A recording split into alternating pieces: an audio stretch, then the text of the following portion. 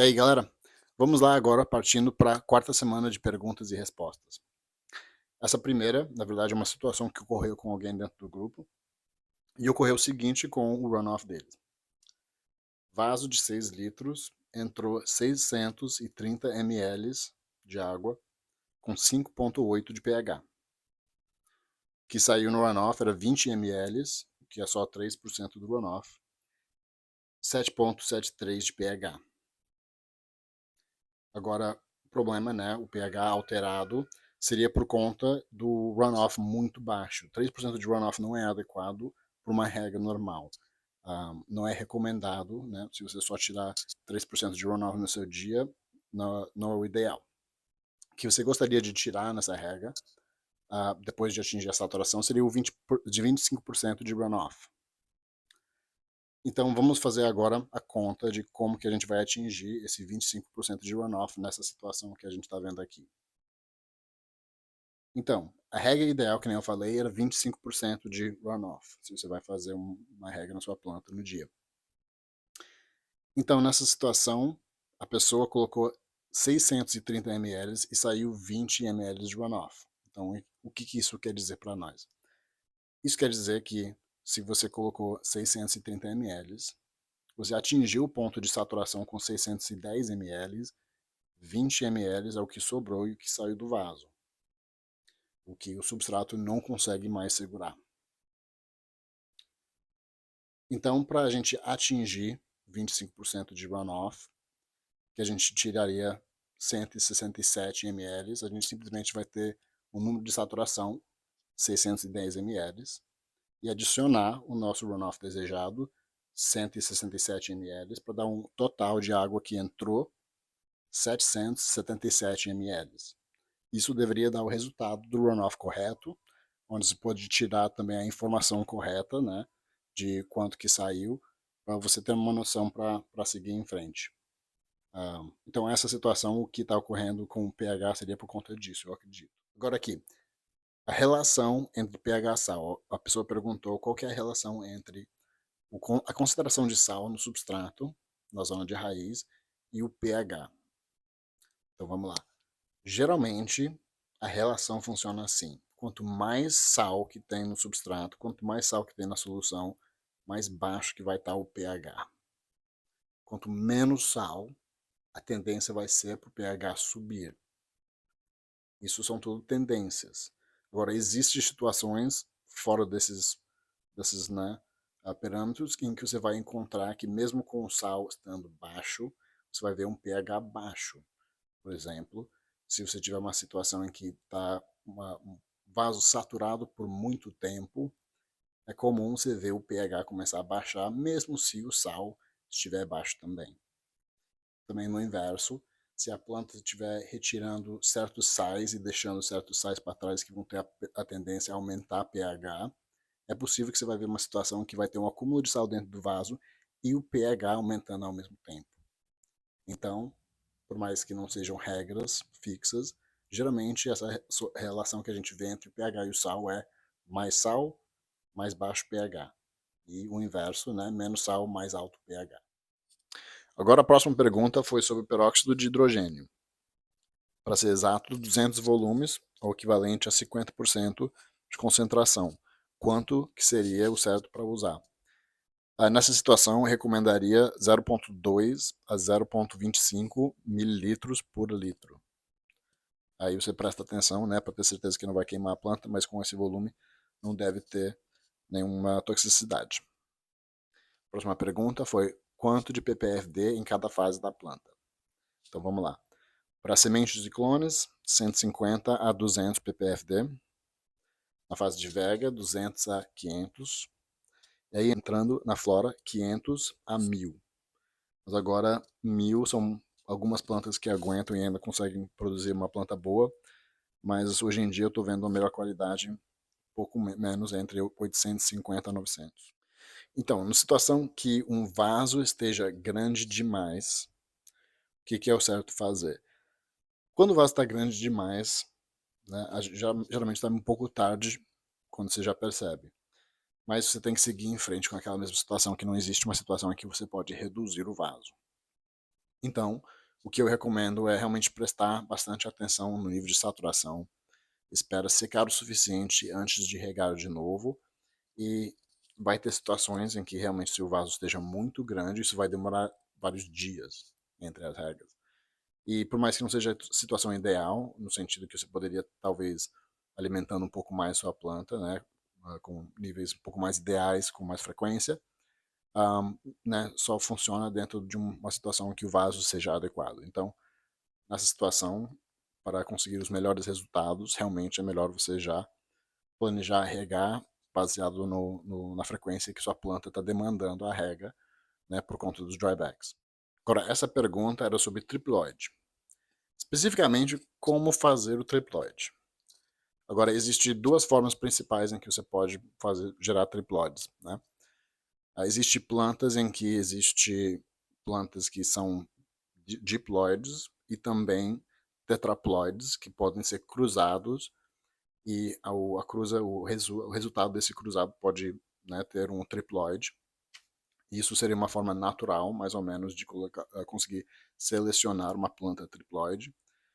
Você ia confirmar que ela realmente é triploide através de tentar cruzar ela com outra e você vai em algum momento perceber que ela é estéril, o pólen dela não consegue polinizar nada e também ela também não consegue produzir sementes férteis. Isso seria seu sinal que você realmente conseguiu produzir uma planta triploide. Agora é difícil, né, saber quais são os pais que vão ser diploides ou tetraploides para poder cruzar e gerar essa planta final triploide. Não tem muito, né, teste genético disponível para a gente poder usar, então realmente vai ser meio que loteria e sorte para conseguir isso.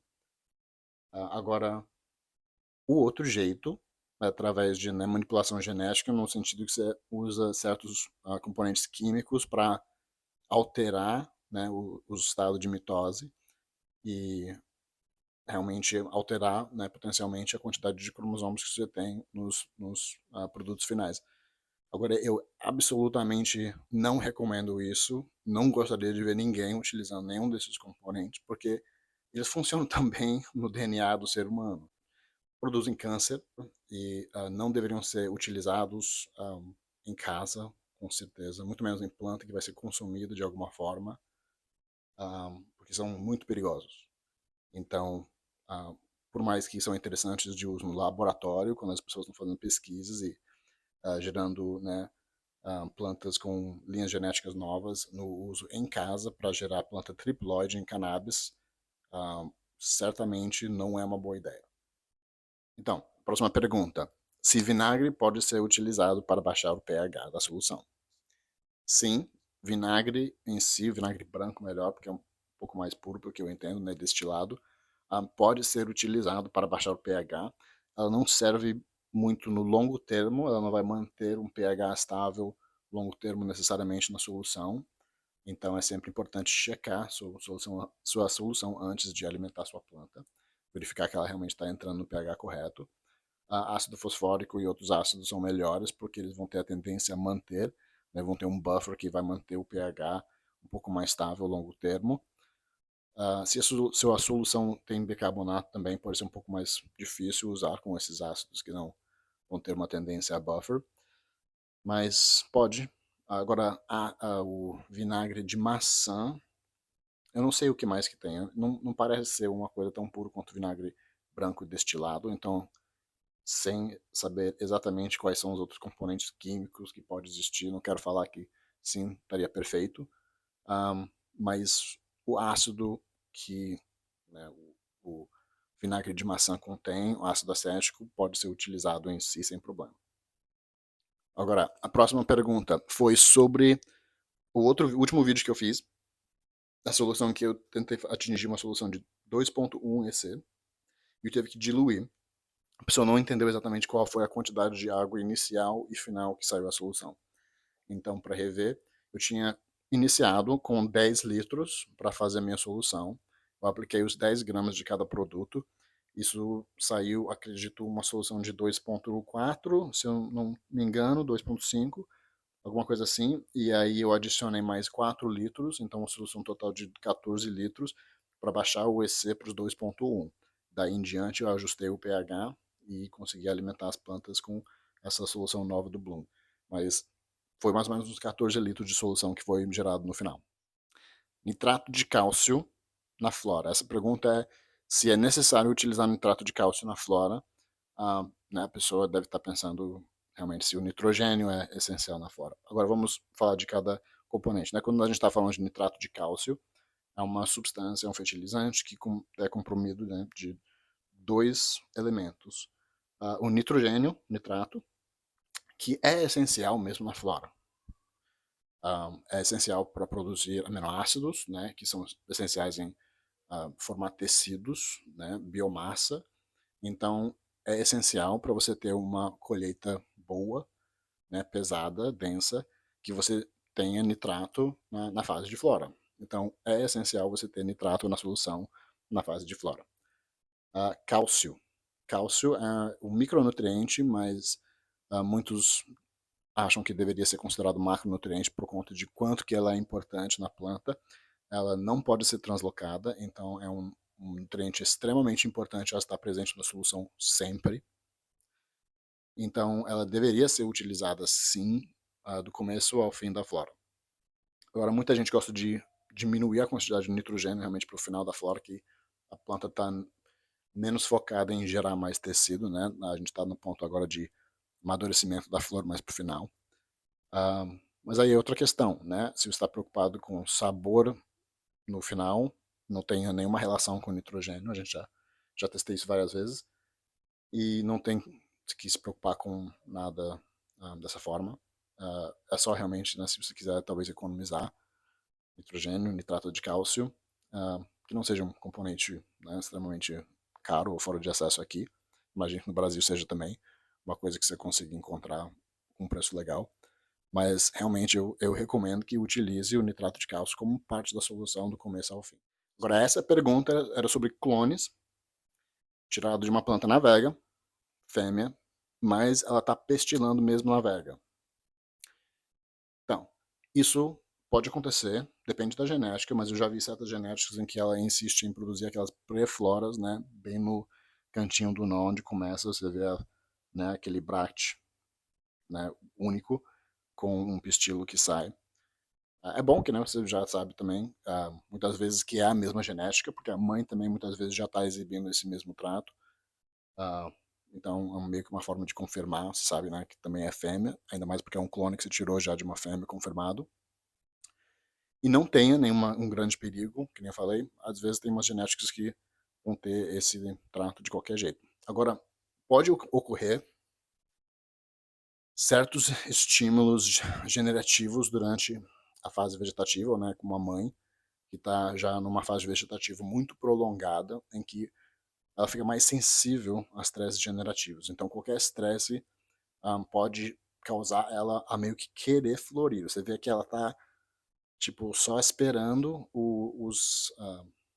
as mudanças certas para realmente entrar na flora. Então, umas coisas que pode, né, dar nisso é ou EC muito baixo, EC muito alto, a planta que recebeu ainda mais na vega, uma mãe, um dryback muito pesado, um dryback muito frequente. Isso tudo pode ser estímulos generativos, né, ou um dia com uma noite muito prolongada, né, claro, que podem causar a uma mãe aparecer que está querendo meio que florir.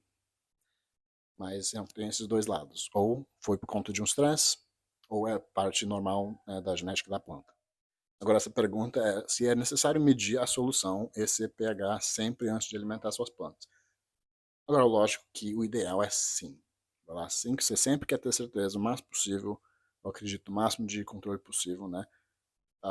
Você sempre vai querer checar. Agora, existe uma situação em que você não vai conseguir sempre, né? Uma situação em que a rega é automatizada, a rega vai disparar durante o dia enquanto você não está em casa, o tanque já foi preparado antes. Tem situações que você não vai conseguir sempre medir, preguiça, minha situação geralmente quando eu estava em casa. Então, pode ocorrer. Agora, ideal, lógico, sempre é poder medir antes de alimentar a planta. Agora, essa pergunta aqui era sobre a linha de tempo das plantas que estou utilizando agora no projeto. Né? A pessoa comentou que a planta parecia que estava muito grande para uma semente que foi germinado há poucas semanas antes.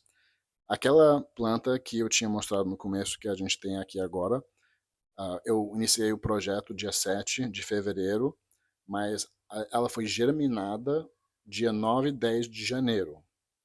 Aí esperei até o final de janeiro para ter certeza que ela fosse, né, vigorosa o suficiente, matura o suficiente para poder passar para frente e iniciar o projeto. Então isso deve explicar mais ou menos, né, uh, o tamanho dela no início do projeto versus quando se imaginou que ela foi germinada.